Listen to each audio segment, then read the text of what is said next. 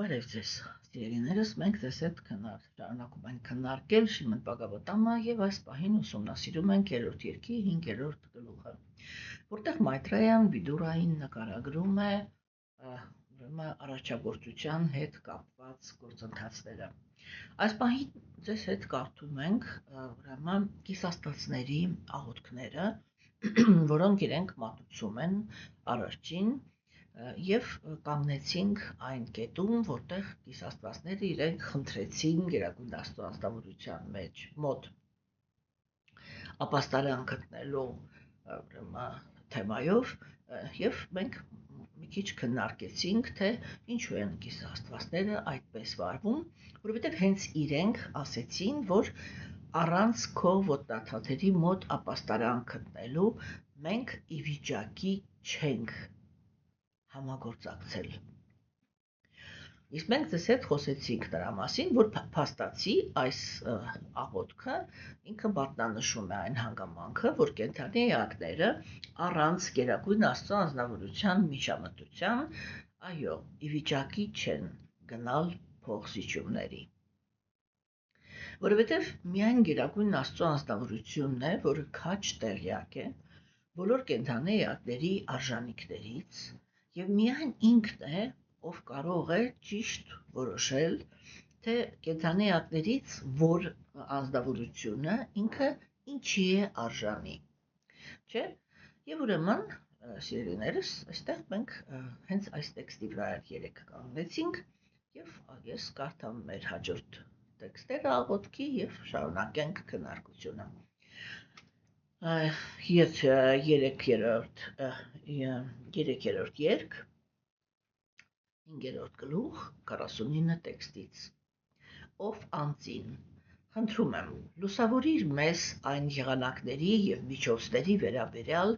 որոնցով կարող ենք քեզ առաջարկել բոլոր հաճելի հացահատիկներն ու մթերքները, որպեսզի եւ մենք եւ այս աշխարհի մյուս բոլոր կենդանի էակները կարողանանք պահպանել մեզ առանց անհանգստությունների եւ հեշտությամբ կուտակենք թե քո, թե մեր կյանքի համար անհրաժեշտ ամեն բան։ Դու բոլոր կիսաստվածների եւ տարբեր գրադացիաների էակների սկզբնական անձնավորված հիմնադիրն ես, սակայն դու ամենահինն ու անփոփոխն ես, ով Տեր, դու աղբյուր կամ քեզանից ավելի բարձր չունես, դու արտաքին էներգիան բեղմնավորել ես բոլոր կենդանի էակների սերմով, սակայն դու անձին ես, ով գերագույն, ես խնդրում եմ, տուր մեզ, ովքեր սկզբում ստեղծվել են մահատատվայից, ամբողջական դիեզերական էներգիայից, քո բարի ուղղորդումները կներեք, թե ինչպես պետք է գործենք, բարյացակամորեն պարգևիր մեզ քո կատարյալ գիտելիքներն ու անկարողությունը, որպեսզի կարողանանք քեզ ծառայել հետագա արարչագործության տարբեր ոլորտներում։ Դե ինչպես տեսնում ենք, այստեղ չոր առանձնապես լուրջ խոսակցության ոչինչ չկա, կիսաստվածները իրենք ավարտեցին իրենց աղոթքները եւ այսօր մենք ձեզ հետ ավարտում ենք 5-րդ գլխի քննարկումը։ Եվ ուրեմն տեսանք, որ այստեղ մի կարևոր թեմա քննարկվեց, դա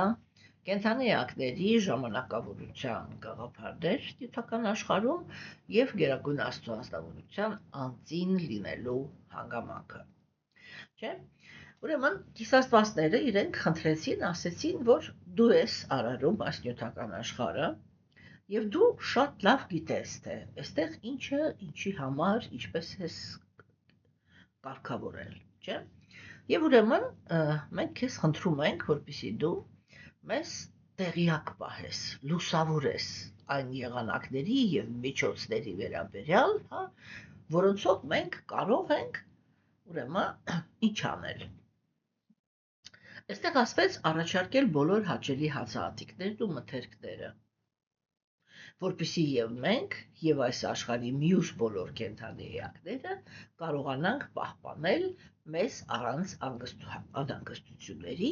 եւ հեշտությամբ կուտակենք, հա, ինչ որ բաներ թե քո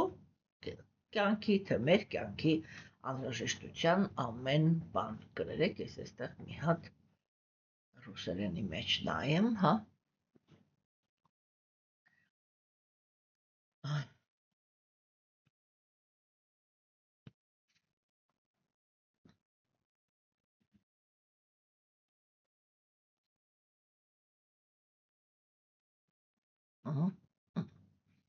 Ուրեմն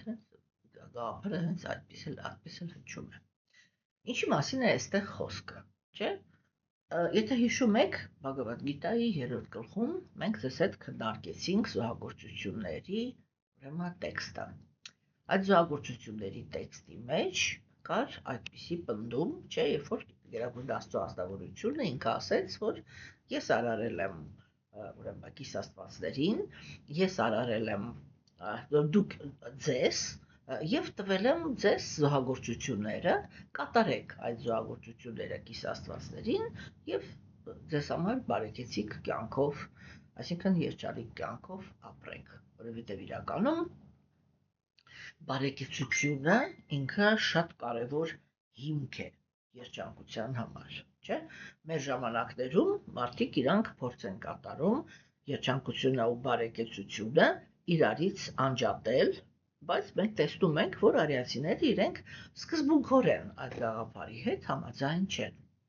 Եվ որ իրենք քննարկում են կրոնականությունը, իրենք ասում են դհարման, այսինքն կրոնականությունը, ինքը բաղկացած է 4 գործոններից։ Որն է այդ 4 գործոնները։ Դրանք են դհարման, արթան, կաման եւ մոքշան։ Այսինքն դհարման դա կրոնականության կողմից առաջարկված բարոյականության կանոններն են եւ հոգեվոր ուրեմն ծիսակատարությունները, տվյալ դեպքում զոհագործությունները։ Իրականում միշտ է զոհագործության մասին խոսքը, ուղղակի այդ զոհագործությունները տարբեր դարաշրջանում լինում են տարբեր։ Հիմա սիրելիներս, չէ՞, եւ հաջորդը արթան, դա նշանակում է տնտեսական զարգացում։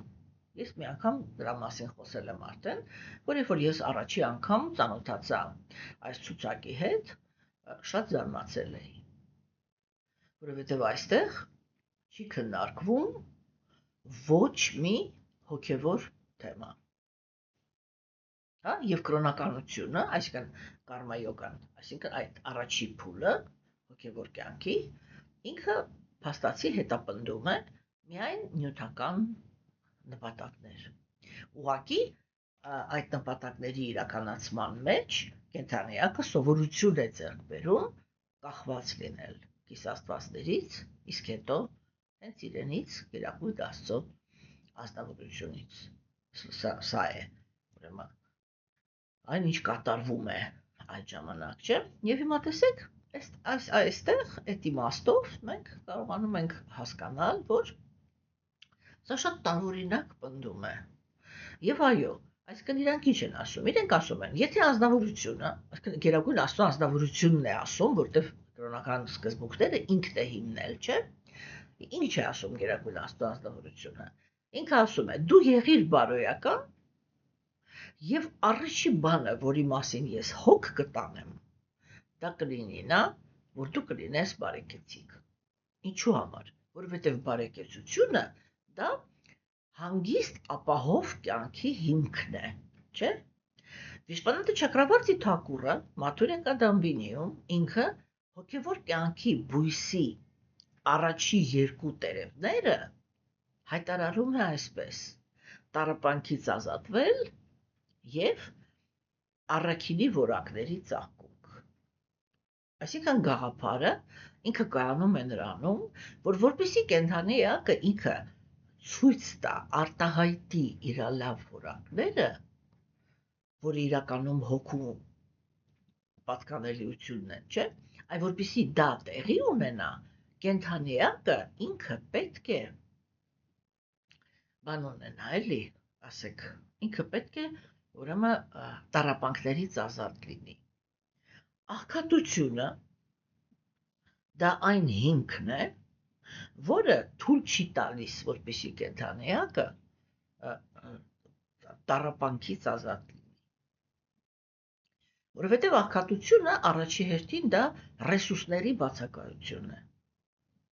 Եվ մարդը ինքը մշտական մտահոգված է, այսպես ամենաէլեմենտար ուտելիք հայթայթելու խնդրով։ Չէ՞։ Եվ ուրենք եւ ինչ է ասում Գերագույն Աստծո աստավորությունը։ Ինքը ասում է՝ դու ուղակի եղիր բարոյական։ Ինչ է նշանակում եղիր բարոյական։ Եղիր բարոյական արիացիների կատարմամբ չի նշանակում եղիր բռնաբարված եւ այդ բռնաբարությունը համբերիր։ Արիացիների կատարմամբ դա նշանակում է, որ եղիր անձնավորություն, որը հրաժարվում է այն ցանկություններից, որոնց իրականացումը իր մեջ պարունակում է ուրիշ կենդանի էակի տառապանք։ Եվ այդ ժամանակ ես քեզ, առաջինը ինչ ասեց, ես քեզ կապահովեմ բարեկեցությամբ։ Մենք ձեզ հետ այստեղ շատ կարևոր խոսակցություն ունենք, ինչու համար, որովհետև մենք ձեզ հետ ապրում ենք աստվածամերժության դարաշրջանում։ Աստվածամերժության դարաշրջանում, ինչու միայն, կներեք, սխալվում եմ, ոչ միայն աստվածամերժության դարաշրջանում, նյութական աշխարհում ընդհանրապես, ուրեմն, կրոնական մարդիկ ունեն իրենց բարեկեցության հիմքը, ոչ կրոնական մարդիկ, որոնք իրենք բարոյականության սկզբունքներ չունեն իրենց մեջ, ունեն բարեկեցության իրենց աղբյուրները։ Արատավոր կենդանի էակները իրենք բարեկեցություն են ստանում աստվածամերժության դարաշրջանում ըստ արիացիների գալից, որպեսզի պարզ լինի, գալին դա նույն սատանա, շայթան, այդ նույն ազնվորությունն է։ Այսինքն արատների ղեկավարից։ Մնացած բոլոր աստվածամերժության դարաշրջաններում, անհավատները իրենք կամ արատավոր կենդանի էակները իրենք բարեկեցություն են ստանում Տեր Շիվայից։ Ով է Տեր Շիվան։ Դա Արարչի, եթե կարելի այդպես ասել, ողորմածության մարմնավորումն է։ Այսինքն դա Գերագույն Աստծո ազնվորության այն մարմնավորումն է, որը երկրպագություն է ընդունում արատավոր կենդանի էակներից։ Սա ինչ է նշանակում ընդհանրապես իմաստի տեսանկյունից, որովհետև եթե մենք այս թեմաները չենք հասկանում, չէ, մեր մոտ այդ ներվը, որը առաջացնում է նյութական աշխարհի անարդարությունները, այդ ներվը ինքը չի անցնում։ Մենք երեք ձեզ հետ քննարկեցինք այդ թեման, չէ, որ իրականում հոգևոր մարդը ինքը պետք է հասկանա, որ նյութական աշխարհը ինքը արարված է արատավոր կենդանի էակների համար։ Մենք քննարկում ենք, որ այդ արատավոր կենդանի էակները իրենք դա այն կենդանի էակներն են, որոնք իրենց ցանկությունները իրականացնելու ընթացքում կարող են լինել դաժան, կարող են լինել խորամանկ, եւ կարող են լինել անարդար։ Այսինքն այս երեք բանը այդ նյութական աշխարհը Գերագույն Աստծո ազնվորությունը արարել է, որպեսզի այս երեք բանը կարողանա տեղի ունենալ։ Հասկանում եք, Եվ ուրեմն հետևաբար, երբ որ մենք այս թեմաները հասկանում ենք, չէ, մենք ճիշտ ենք վերաբերվում նյութական աշխարհին։ Երբ որ մենք հասկանում ենք, թե այս նյութական աշխարհը ինչի համար է արարված։ Հիմա, եթե այս պահին, հենց այս կյանքում մենք մեր մեջ այդպիսի արատավոր մաներ չեք գտնում, չէ, դա չի նշանակում, որ ընդհանուր առմամբ մենք մաքուր հոգիներ ենք, որովհետև միայն այն հանգամանքը, որ մենք գտնվում ենք նյութական աշխարհում, դա արդեն նշանակում է, որ մենք եղել ենք նախանց հոգիներ, որոնց գերագույն արձավորությունը իզոլացրել է հոգևոր աշխարհից, որպեսզի մենք մեր նախանձով չկարողանանք ուրեմն հարամել հոգևոր աշխարհում ապրող կենդանիեակների երանությունը։ Ինչու՞։ Որովհետև հոգևոր աշխարհում ապրող կենդանիեակները ի տարբերություն մեզ հենված են մաքուր սիրո վրա։ Եվ գերագույն Աստծո անձնավորության սկզբունքային վերաբերմունքը այն կենդանիեակների հանդեպ, որոնք նախանձի գիրկն են ընկնում, կայանում է նրանում, որ ինքը այսպես վերաբերվում է այդպես, որ նախանց կենդանիեակներին չի կարելի թույլ տալ, որպեսզի իրենք շարունակեն գոյատևել հոգևոր աշխարհում, որովհետև այնտեղի ապրողները արժանի չեն հանդիպել դաժանության կամ իրենց վրա կրեն անարդարություն։ Հասկանում եք, այսինքն ընդհանուր առմամբ նրանք, ովքեր եկել են նյութական աշխարհ, նրանց հոգեբանական հիմքը եղել է նախանձը։ Հիմա այդ ընթացքում, երբ որ կենդանիեակը ինքը շրջապտույտի մեջ մշտական պտտվում է նյութական աշխարհում, տարբեր տեսակի բաների մեջ, ասենք տարբեր տեսակի մարմինների մեջ, ինքը ինչ-որ մի կյանքում կարող է ինչ-որ մի բարեպաշտ բան անի, ինչ-որ մի կյանքում կարող է շատ անբարեպաշտ քայլեր կատարել, չէ՞։ Եվ սա ինքը կարող է ստեղծել, որ այդ տվյալ պահին անձնավորությունը իր կյանքում այս կյանքում ինչ-որ մի, ասենք ինչ-որ մի լավ բաներ ունի անցյալ կյանքերում արած եւ ինչ-որ մի բարեպաշտություն ունի, չէ՞։ Բայց դա միևնույնն է, ոչինչ չի փոխում, որովհետև նախասկզբնականորեն մենք այն հոգիներն ենք, որոնք նախանձի հիմքի վրա եկել են նյութական աշխարհ։ Ուղղակի այս պահին, այս կյանքում ունեն ինչ-որ առաքինության մեջ ինչ-որ նշույլներ։ Ինչու եմ ասում նշույլներ, որովհետև իրական առաքինի կենդանիեակները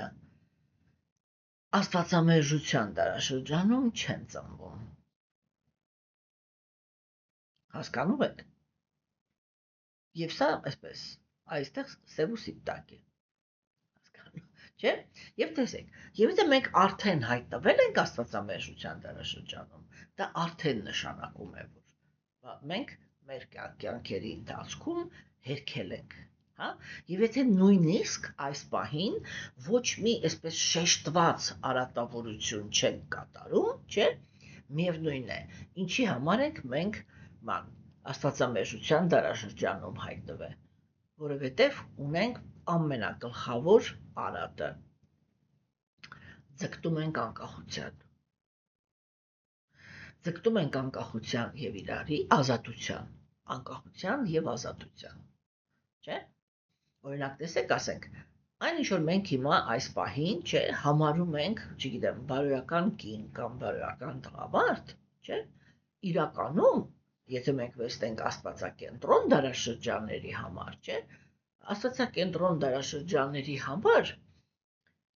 տեսեք օրինակ, չէ, արիացիները իրենց հասարակությունը կառուցում էին այնպես, վերադառնալ կին տղամարդ, որտեղ այդտեղ այդ բարոյականության թեման ինքը շատ պարզ է երևում, չէ։ Ուրեմն արիացիները իրենք ինչպիսինն էին, այն ինչպիսինն էր արիացի բարոյական կինը։ Հա, հիմա այդ փորձեք պատկերացնեք, որ առանց որևիցե բռնության տղամարդու կողմից իրենք իրանցով այնպիսի կանայք էին, չէ, որ իրենք երբեք իրանց թույլ չէին տալիս, հա, ազատ առանց տղամարդու փողոցներում ման գալ։ Տեսեք, երբ որ սկսվեց աստվածամերժության դարաշրջանը, այդ օրենքը, այդ ադաթը դեռ գործում էր, բայց հասարակության մեջ արդեն ծնվում էին աստվածամերժության համապատասխան կենդանիեակները, չէ՞։ Եվ իրենք այդ նույն օրենքը արդեն ընկալում էին որպես իրանց վրա բռնություն։ Ինչու՞, որտեղ իրանք ազատության էին ձգտում։ Հասկանում եք, չէ՞։ Եվ օրինակ ասենք մեր ժամանակներում մենք արդեն ընտելացած ենք։ Այ մեկ հիմա օրինակ ասենք հիմա շատ է, չէ՞, այդպես ինչ որ գնում այդ կողմը, եվրոպացիները իրանք տանում են դեպի այդտեղ, որ մենք հիմա ընտելանանք, որ տղամարդը ինքը իրավունք ունի կանացի հագուստով ման գա, չէ՞։ Բայց որովհետև դա առաջի երևույթներն են, չէ՞, մենք այսպես խրտնում ենք, ասում ենք, ո՞ւս տղամարդը շոր հագնի։ Բայց չէ, որ ընդամենը կոպիտ ասած մի 100 տարի առաջ, մի քիչ ավել, չէ, շալվարը դա տղամարդու հագուստ էր։ Եվ առաջի կանայք, որոնք իրենք շալվար էին հագնում, իրանք հենց այդպես էլ ընկալվում էին։ Որ դու տղամարդ ես, ինչի ես շալվար հագել, չէ, բայց հիմա այ հատկապես այս պահին, չէ, օրինակ Հայաստանում այ հիմա այս պահին դուք գնահատում եք ընդհանրապես, թե ինչ քանակությամբ կանայք են անկախ տարիքից ման գալիս շալվարներով։ Ինձանից սկսված այնպես չի, որ ես բացառություն եմ։ Չէ՞, եւ մեր համար դա արդեն սովորական է։ Հիմա այս պահին նույնիսկ մոդայի մեջ է, չէ, երբ որ կինը ինքը այսպես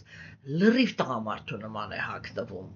այսինքն եւ շալվարն է տղամարդու շալվարի նման, եւ վերնաշապիկ սարոջկը, հա, եւ վերնաշապիկն է տղամարդու տեսքով։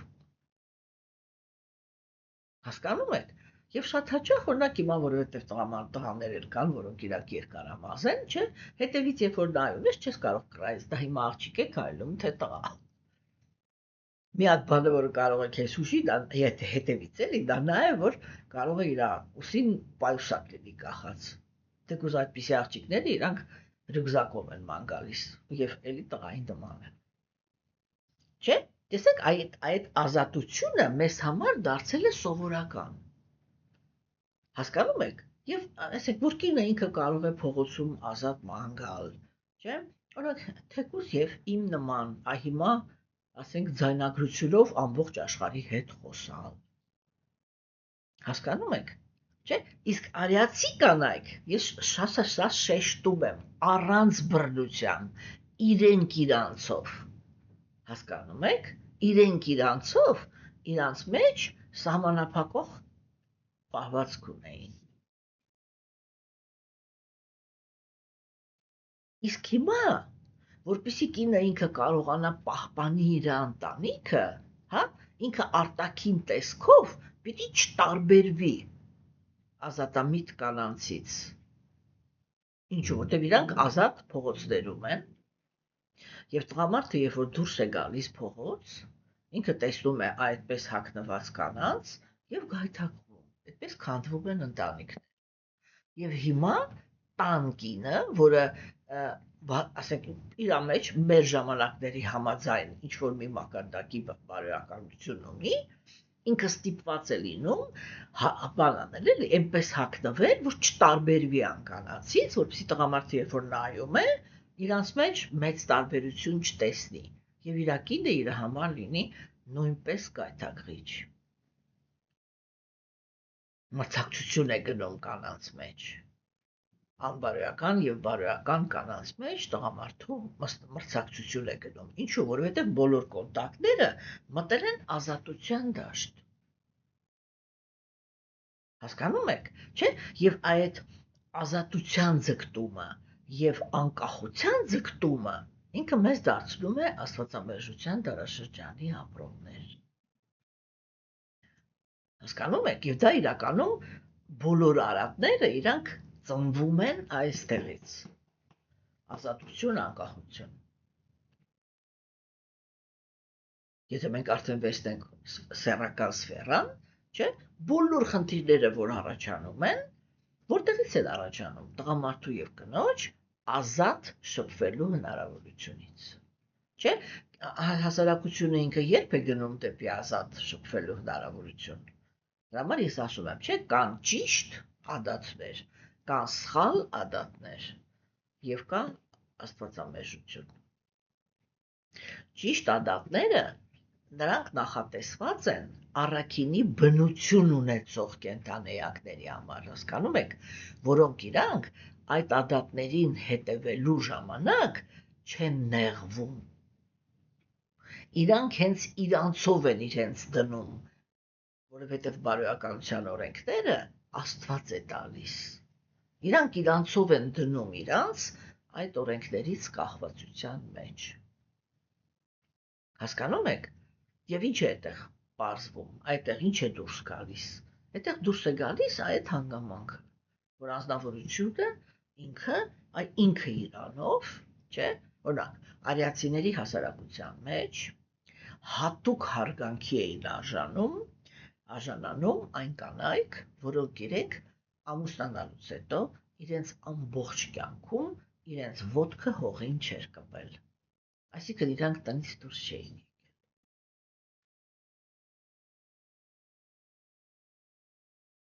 Հասկանում եք։ Դե հիմա դա համեմատեք մեր ժամանակների հետ, չէ՞։ Այ ուրեմն գերագույն ես ուզում եմ, որ մենք հասկանանք, մենք եկանք աստվածամերժության դարաշրջան, չէ՞, հիմա շատ կարևոր է։ Նյութական աշխարհում Տեր Շիվան ինքը ընդունում է հենց այդպիսի պարատավոր կենդանեակներից ընդունում է поклонение երկրպագություն, հա, եւ կատարում է իրանց արատավոր ցանկությունները։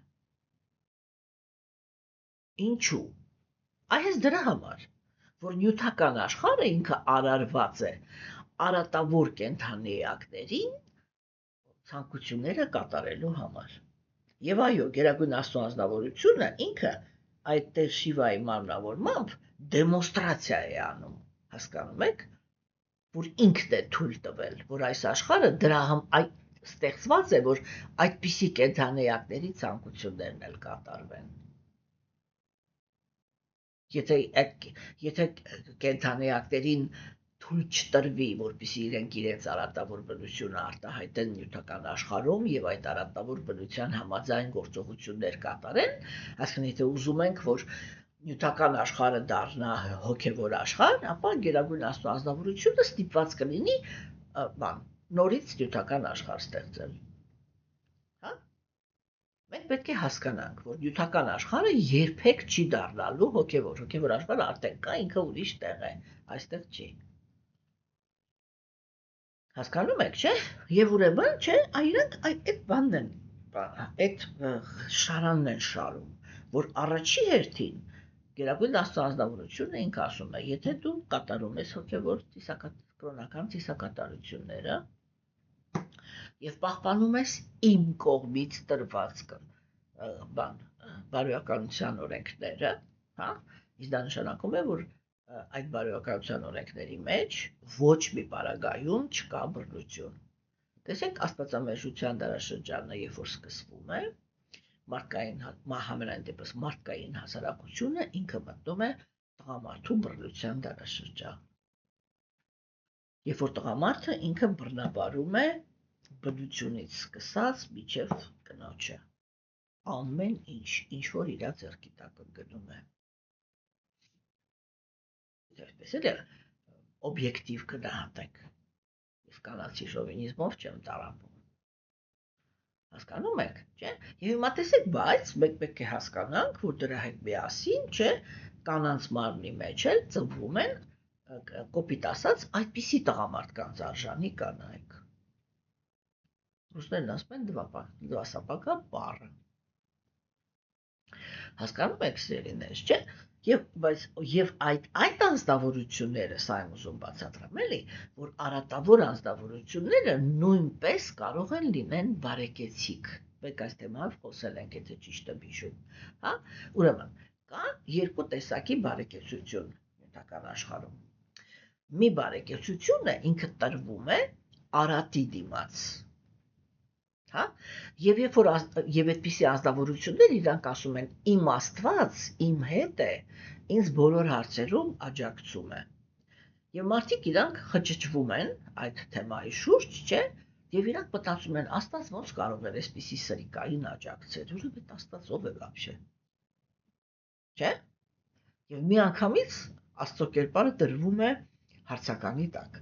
Բայց իրականում այդպիսի մարդիկ ճիշտ են ասում։ Իրանք ունեն իրանց Աստվածը։ Եվ այն դարաշրջանում, որտեղ մենք ենք ապրում, դա նույնիսկ Շիվան չի, դա հենց սատանան է։ Հա? Եվ իրանց աստվածությունը դա սատանան է։ Ոնց ենք իմանում, այդ որ ինքը ասում է իմ աստվածը, իր աստվածը ով է։ Մենք նայում ենք, թե ինչի հաշվին է ինքը բարեկեցիկ դարձել։ Հասկանում եք։ Այսա շատ կարևոր է, որ մենք պիտի հասկանանք, որ նյութական աշխարհում եւ արատավորները կարող են լինեն բարեկեցիկ,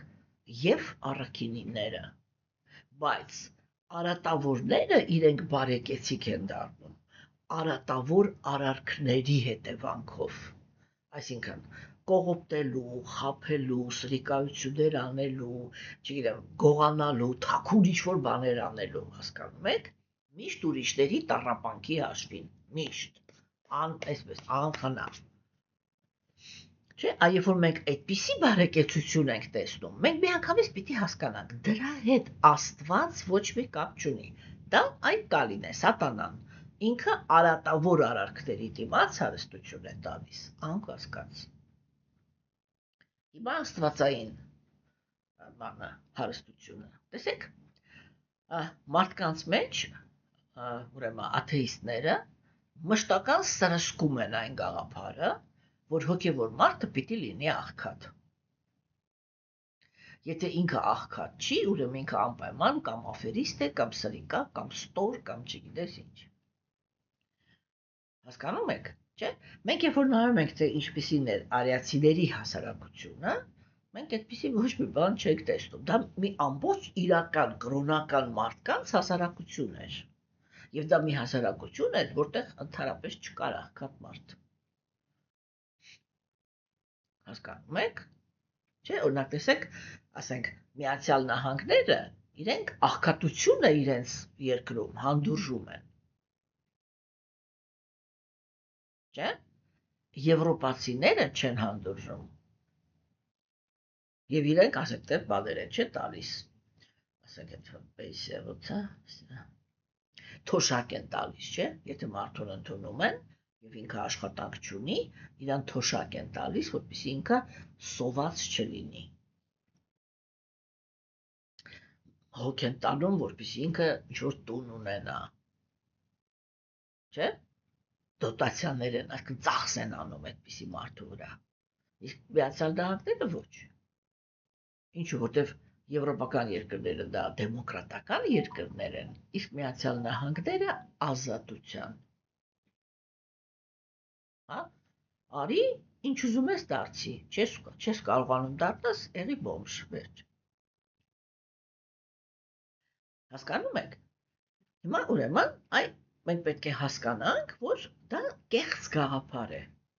որովհետև արիացիները իրենք ասում են, իրական կրոնականության մեջ, չէ, կրոնական ազնվորությունները կակրած պետք է լինեն բարեկեցիկ, եւ Գերագույն Աստվածածնվորությունը ինքը առաջի հերթին բարոյականության դիմաց այդ խնդիրն է լուծում։ Ինչու աստվածամերժության դարաշրջանում այդ օրինաչափությունը չի գործում։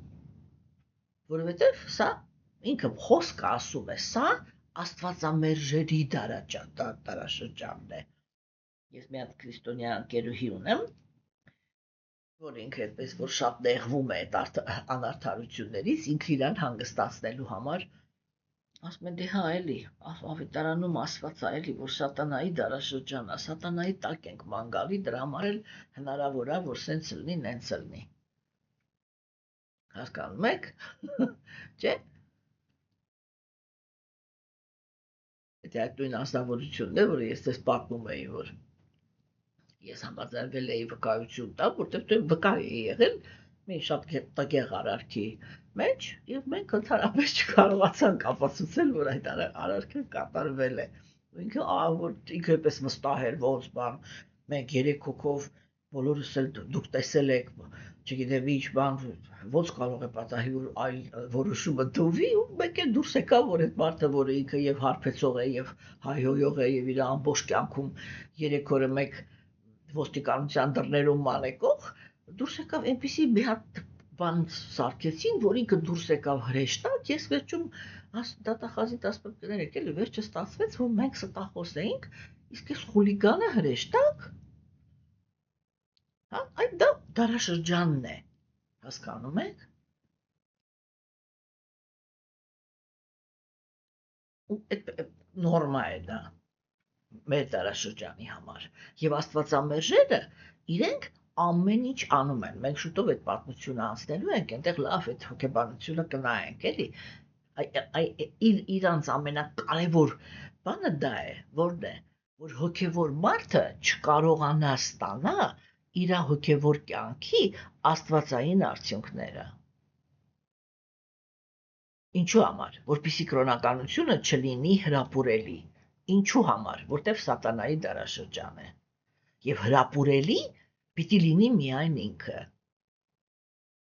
Հասկանում եք, սա աստվածամերժերի հոգեբանությունն է։ Դրա համար ես ասենք, երբ որ քննարկում եմ, չէ, ես երբ մենք քննարկում ենք, թե ինչու է Գերագույն Աստծո անձնավորությունը ինքը որպես երկրորդական կառավարիչներ տալիս 9 կիսաստվածներին, մենք դա խոսացինք, չէ, ամենասկզբից, որ թեման ինքը դա է, որ կիսաստվածները իրանք այն անձնավորություններն են, որոնք հանդուրժում են, իրանք հասկանում են, որ նյութական աշխարհում պիտի գոյություն ունենան եւ աստվածամերժերը եւ նրանք, ովքեր որ փոշմանել են, որ եկել են նյութական աշխարհ ու հնարավորություն են ուզում վերադառնալու, այսինքն եւ հոգեվոր մարդիկ իրավունք ունեն իրանց տարածքն ունենան եւ բայց եւ աստվածամերժերը առաքինի մարդիկ տարբերվում են այս մոտեցումով, իսկ իրական կիսաստվածները իրանք առաքինի են, հա, տեսեք օրինակ, չէ, եւ մենք տեսնում ենք, որ երբ որ իշխանության են գալիս աստվածամերժերը, Մահաբարատայում դա նկարագրվում է որպես որ արական քաղաքակրթության մեջ իշխանության եկան դրիտարաշտրան, որը հոգևոր տեսանկյունից կույր կենդանեակի մարմնավորումներ, չէ, եւ նրա որդին Դուրյոթանան, որը ինքը գժտությունների մարմնավորումներ։ Երբ որ պանդավները իրանք, այսինքն կրոնական սկզբունքները,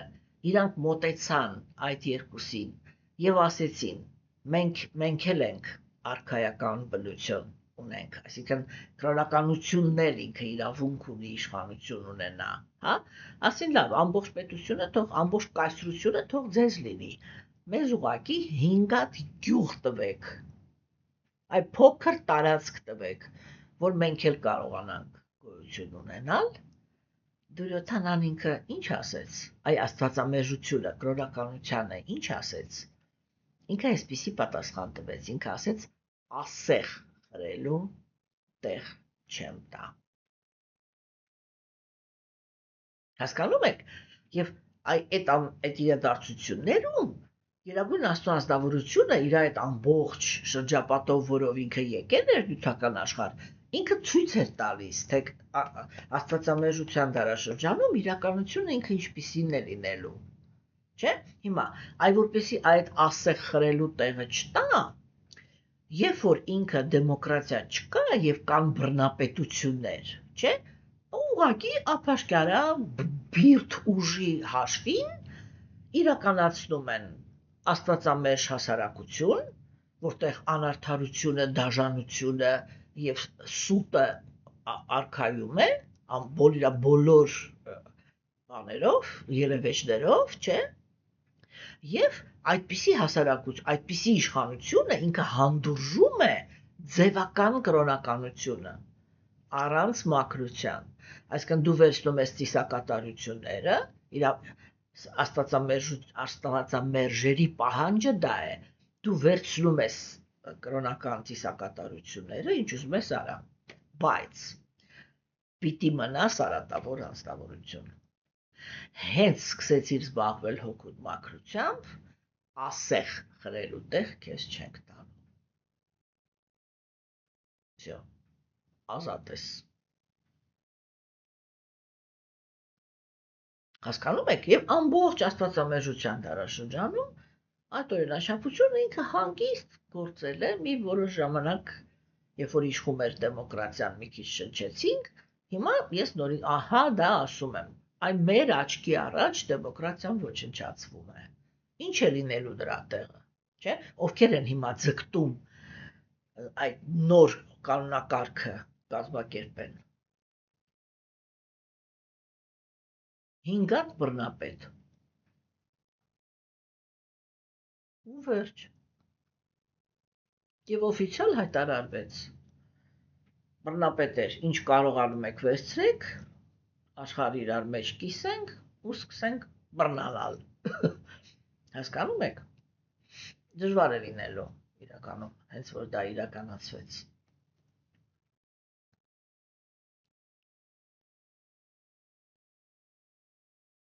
Սա է։ Այմեք այս բանը պիտի հասկանանք։ Հիմա, չէ, ուրեմն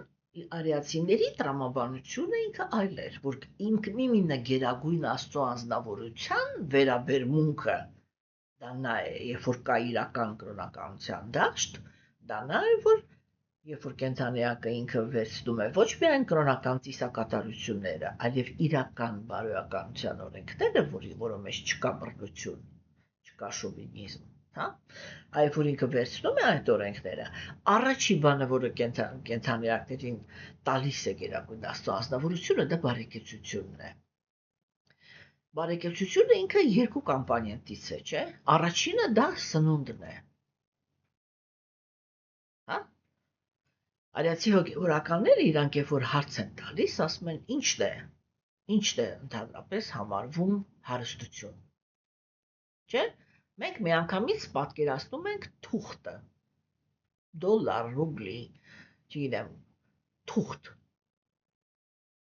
որ իրենից ոչ մի բան չի ներկայացնում, պրոստը թուղթ է։ Ցանկացած պահի, ցանկացած պետություն, որ իր թուղթը համարի, որ այդ թուղթը էլ չկա, Սովետական միությունում ապրող մարդիկ, երբ որ Սովետական միությունը քանդեց, բոլորը այդ ճանապարհով անցան, չէ՞։ Ես միշտ բերում եմ հենց իմ սեփական կեսօրի օրինակը, երբ որ իմ ամուսինը ինքը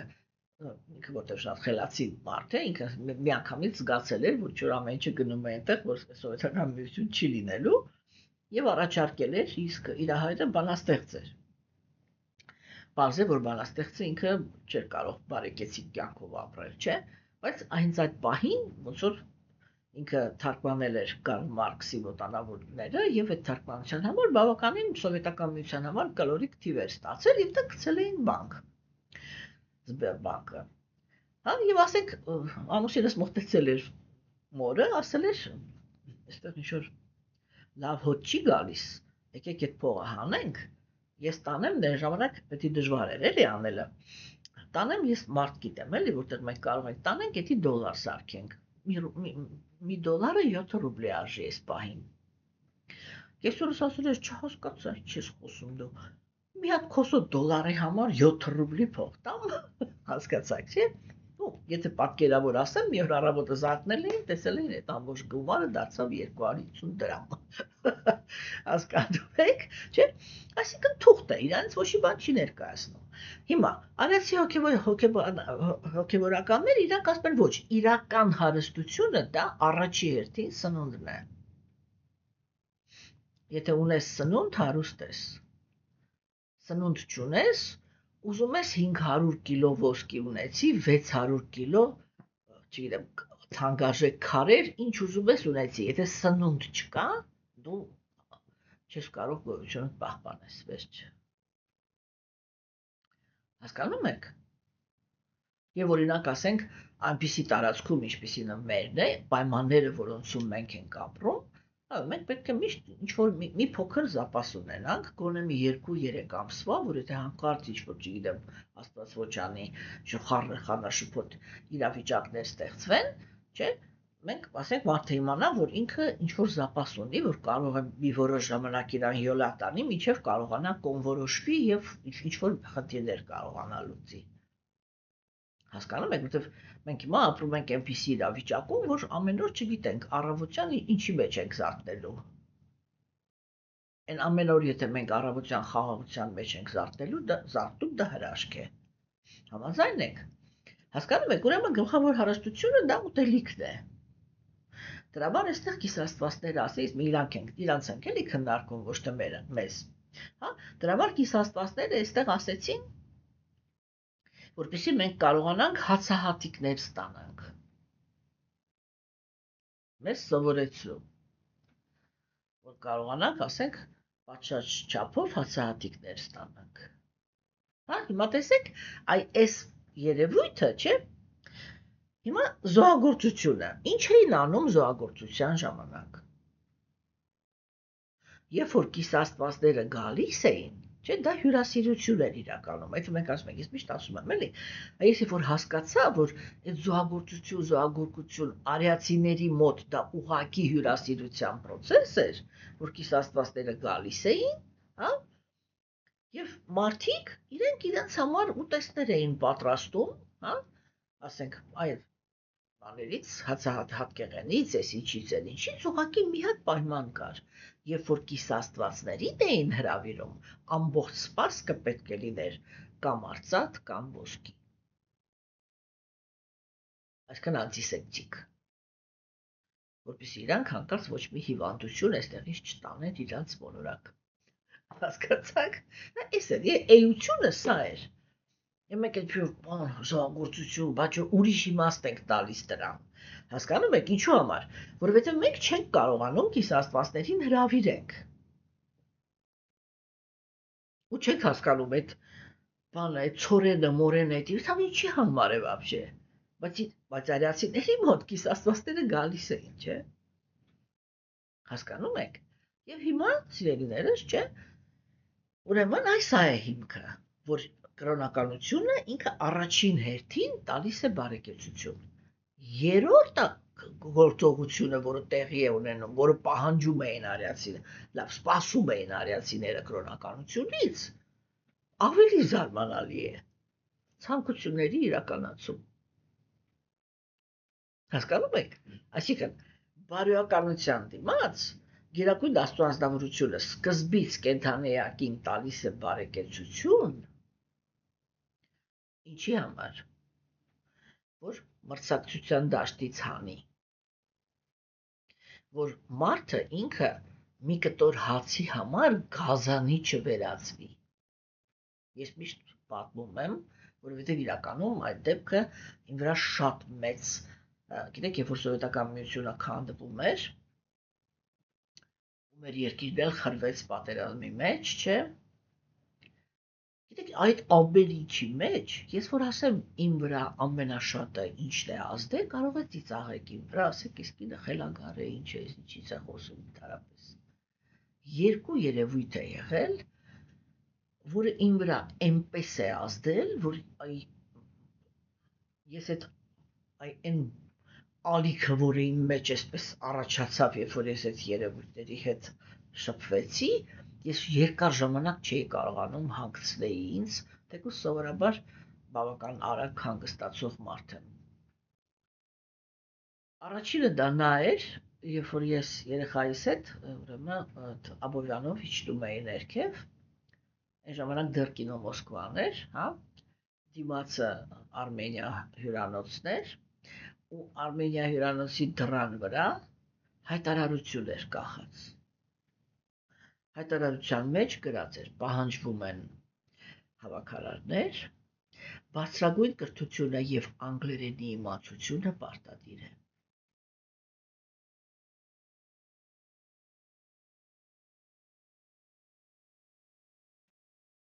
Ես ուղղակի չգիտեմ, էլի, տեսեք, հիմա նույնիսկ բառեր չեմ գտնում, որպեսզի արտահայտեմ ես այդտեղ ինչ զգացի, եւ հաջորդը, որը ինձ այսպես ցնցել էր, դա ռուսական ալիքով այն ժամանակ բան կար, ծրագիր կար «Взгляд»։ Ու այդտեղ ցույց տվեցին, քննարկում էին ժուրնալիստը ինչ-որ փոքրիկ ռեպորտաժ ուներ, որտեղ խոսացվում էր մի մարդու մասին, որին 2 տարով բանտարկության էին ենթարկել հավ գողանալու համար։ Այսինքն, Ռուսաստանը ինքը ցուրտ երկիր է, մարդը ինքը գնացել էր խանութից հավեր առել, կախել էր դուրսը։ Ու այդ ազնվորությունները ինքը տրուբայով բարձրացել էր, այդ հավը գողացել, իրան բռնել էին, տարել 2 տարով դատել էին։ Գիտեք, երբ որ ես աշկերիս առաջ էի անցկացնում, թե հենց այդ պահին, հա, միլիոնավոր սովետական միության ապրողներին, այդ էլիտա կոչվածը ինչպես է կողոպտում ու մնում ընդհանրապես ոչ մեկի չի կարող մազին կպնի, եւ այդ նույն մարդիկ իրանց թույլ են տվել նստել ու գրել այդպիսի օրենք, որ հավ գողանալու դիմաց կարելի է մարդուն 2 տարով բանտարկել։ Այն մեկ էլ դա, ես ինչ եմ քաշել, միջև կարողացել եմ դա մարսեմ, որ այս սա է էլի իրականությունը, հասկանում եք, ահավոր դժվար էր ինձ համար, թեկուզ ես հասկանում եմ, որ հիմա կարող է ծիծաղալու եմ երևում։ Չէ՞, այսինքն գաղափարը կայանում է նրանում, որ իրական կրոնական դաշտը ինքը ուղղակի հակառակ տրամաբանությունը ունի, հա, որ ասենք տեսեք, երբ որ կենթանիակը ինքը բարոյականության օրենքները վերցնում է, առաջին հերթին Գերագույն Աստվածավորությունը ասում է, քեզ կարելի է բարեկեցություն վստահել։ Ինչու՞։ Որովհետև երբ որ կենթանիակը ինքը բարոյականության կանոններ չունի իր մեջ, բարեկեցության մեջ ինքը միշտ պարտադիր չարաշահում է սահմանը եւ անցնում է ագահության։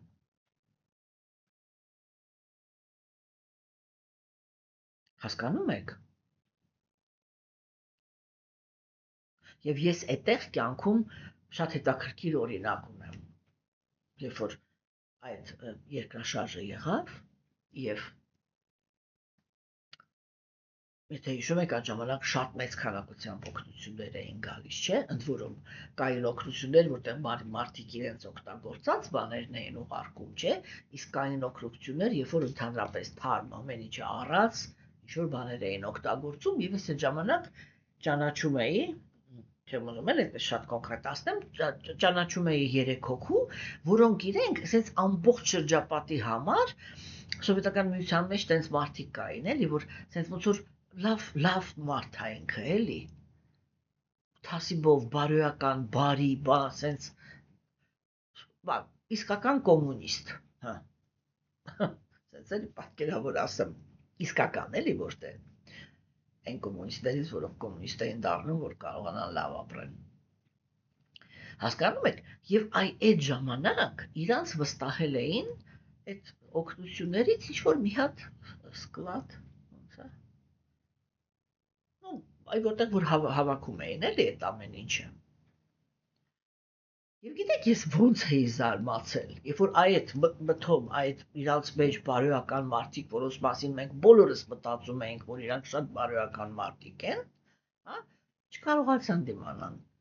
Եվ այդտեղ այդ բաշխումը, այդ ամեն ինչի ինչ որ ստանում էին, չէ, փաստացի մենակ վաճառելով, չէ, այսինքն ինչ որ նալևը, հա, ինչ որ ուրիշներին վաճառելով այդ չօգտագործած բաները, մենակ դրա հաշվին, չէ, կարող էին մեկ էլ միանգամից հարստանային։ Հասկանում եք։ Ու իրանց նույնիսկ կեցվածքը փոխվեց, էլի, հայացքը փոխվեց, արդեն արատավոր մարդու հայացքով, կոպիտ ասած, հասկանում եք, լրիվ ուրիշ մարդ դարձան։ Այդ դրա համար էլի, որ եթե դրա համար Գերագույն Աստվածավորությունը ինքը ասում է դու սկզբից պիտի ես պիտի քո ներսում նստած եմ, ես պիտի տեսնեմ, որ դու բարոյական ես, որ ես քեզ վստահ եմ բարեկեցություն։ Հա, ինչու, որտեվ ես գիտեմ, որ ինչի համար է դա կարևոր, որտեվ եթե կառուցվում է կրոնական հասարակություն, չէ, այդ հասարակությունում աղքատ մարդ պիտի չլինի։ Իսկ երբ է, որ հասարակության մեջ աղքատ մարդ չկա։ Մի պայման է պետք, որ այդ հասարակությունում ոչ մի ագահ մարդ չկա։ Այսինքն կա բոլորը ունեն այս սահմանը, որից հետո կանգ են առնում։ Ինչու համար, որ այդ որտեղ որ իրանք կանգ են առնում ու չեն վերցնում, դա հասնի ուրիշներին։ Ինչու համար, որ ոչ մեկ աղքատ չմնա։ Չէ, իսկ ագահությունը ինքը իրականում Գերագույն Աստվածավորությունը Բhagavad Gita-ը ինքը այսպես կասի 3 դարպաս կա, որ տանում են դեպի դժոխք։ Մեկը դա էգոիստական անհակ կրքերն են։ Մյուսը դա ջղայնությունն է։ Եվ վերջինը դա ագահությունն է։ Հասկանում եք։ Չէ, ինքը ինչ թվարկեց։ Ինքը թվարկեց 3 գործոն, որի միջոցով մի կենդանիակը դժբախտ է դարձնում մյուսին։ Սրա համար են չէ դժոխք տանում, ուրիշ ոչ մի բանի։ Հասկանում եք սիրելիներս, չէ՞։ Այ ուրեմն այս բաները պիտի հասկացվի։ Հիմա այդ դրա համար է որ հիմա իրանք խնդրում եւ այդ տրամաբանությունը դա էր, չէ՞։ Ուրեմն առաջին հերթին ինքը բարեկեցություն է վստահում։ Հա։ Հետո երբ որ տեսնում է, որ այս կենդանիակը ինքը բարեկեցիկ լինելով կարողացավ ագահ չլինի, հա, որտեղ մի բան է, որ ինքը հիմա այսպես թեորիապես պատրաստ է, որ իրան բարեկեցություն վստահես, հա, բայց հենց որ այդ բարեկեցությունը ընկնի իր ձեռքը, ինքը կարող է այդտեղ ուրիշ դրսևորումներ ունենալ, չէ՞։ Երբ որ ինքը հաստատեց, որ ինքը իրոք բարոյական է, եւ երբ որ բարեկեցությունը եկավ, ինքը ագահության սահմանը չանցավ։ Բավարարվեց նրանով, ինչը որ իրան բավական է, որ ինքը հիմա կարևորը հանգիստ ապրի, հա։ Հասկանում եք, չէ՞։ Եվ ասենք երկրորդ խնդիրը արդեն Գերագույն Աստծո ազնվորությունը այդպիսի ազնվորությունների ցանկություններն էր սկսում կատարել։ Ինչու՞։ Ոչ թե նրա համար, որ այդ ազնվորությունները կներեք արտահայտությանս համար ափր-ցփր ցանկություններ կարող են ունենալ։ Հա, իրաց ցանկությունների մեջ ուրիշ կենդանիակներին վնաս տալու այդ սերմը լինի։ Այլ հենց դրա համար, որ իրանք այդպիսի ցանկություններ չունեն։ Հասկանում եք։ Սա ինքը շատ կարևոր կետ է։ Եվ վերջում, ասում է, այ վերջում, երբ որ դու բարեկեցության մեջ չմտար ագահության մեջ, երբ որ ես քո ցանկությունները սկսեցի կատարել, չլկտիացար ինձանից ոչ մի այնպիսի բան չխնդրեցիր, որի հետևանքով ուրիշը պիտի տարապի, այդ երկու կոպիտ ասած քննությունը անցար, ես քեզ անկախություն կպարգևեմ։ Այսինքն ազատագրում։ Մեղքերի թողություն իդակ դալը։ Հասկանում եք, չէ՞։ Այսինքն տեսեք, ինքը թվում է, որ միայն նյութական արդյունքներ էին, բայց իրականում կենդանիակը ինքը բարոյականության քննություն է հանձնում այդտեղ։ Եվ առաջի բանը դա բարեկեցությունն է, որը տալիս է Աստված։ Եվ նորից եմ կրկնում, միայն աստվածամերժության դարաշրջանում է, որ դա չի գործում, եւ մարդկանց հենց աստվածամերժերը մշտական խոսում են նրա մասին, որ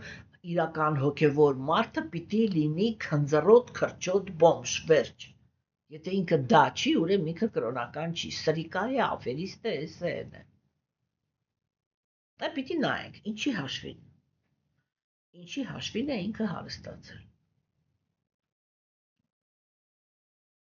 Հարստացել չեք ասում էլի ես իմիջ դարձել, այլ սովորական բարեկեցիկ է։ Նու համենայն դեպս բոմժ չի։ Հասկանում եք սերիներս, չէ՞, ուրեմն այսա ինքը շատ կարևոր կետեր են։ Եվ հիմա կիսաստվածները իրենք այն ազնվորություններն են, որոնք պատասխանատու են եւ բարեկեցության համար, եւ երջանկության համար։ Հասկանում եք, այսինքն առաջինը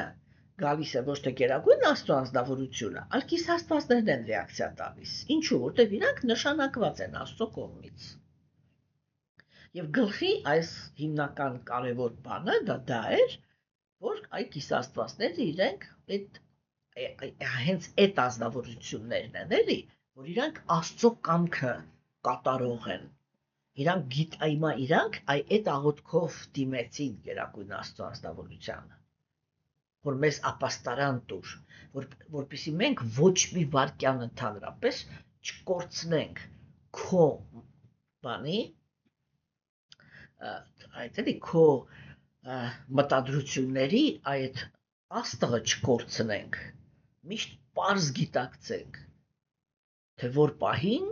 որ կենդանիակի հանդեպ դու ինչ ես ուզում։ Չէ՞, եւ մենք երեք քննարկեցինք այդ հարցը, որ այո, կիսաստվածների գործը ինքը դժվար է, որովհետեւ ասենք իր հերթին էլ, չէ, կիսաստվածները իրենք նստած են, իրանք էլ իրանց հերթին են նստած եւ ամեն մեկը բոլոր կենդանիակների մարմիններում ինչ որ մի հատ ֆունկցիա է կատարում։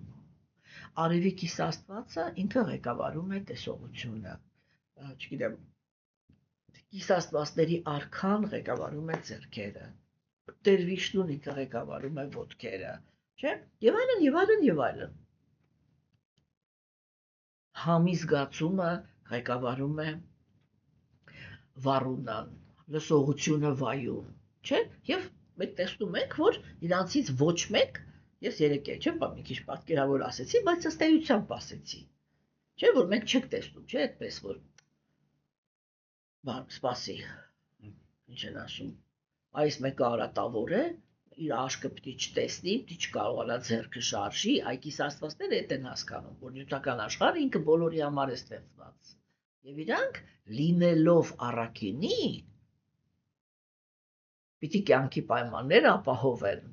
արատավորների համար։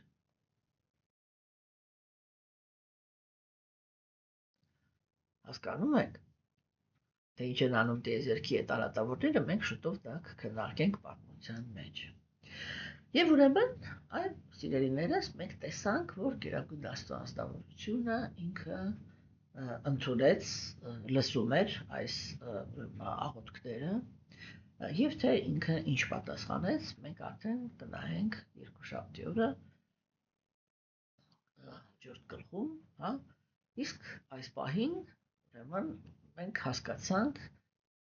հույսով եմ, որ ինձ հաջողվեց ներկայացնել,